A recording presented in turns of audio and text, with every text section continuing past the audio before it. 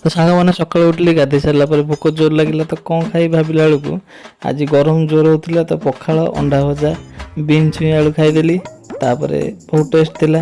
ତାପରେ ବାହାରି କାମକୁ ପଳେଇଲି। କାମ ପଳେଇଲା ପରେ ଆମ ଦୋକାନ ଆଗରେ ଦେଖିଲା ବେଳକୁ ଦିଆ ହେଉଥିଲା ଦହି ପାଣି ଆଉ ପୋଦିନା ପାଣି। ସେଠି ଟିକେ ଦହି ପାଣି ପିଇଦେଲି, ବଢ଼ିଆ ଟେଷ୍ଟ ଥିଲା।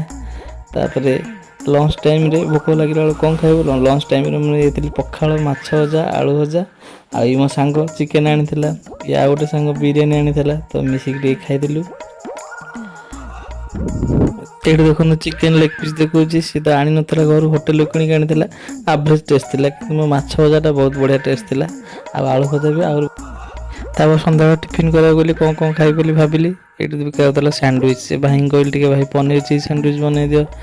ଭାଇ ବଢ଼ିଆ ମାକା ପନିର ଚିଜ୍ ସ୍ୟାଣ୍ଡୱିଚ୍ ବନେଇ ଦେଲେ। ଏଇଠି ମୋତେ ଦେଲେ, ଦେଖନ୍ତୁ ନେଲି, ଗୋଟେ ଜାଗା ଫାଙ୍କା ଜାଗାକୁ ପଳେଇଲି।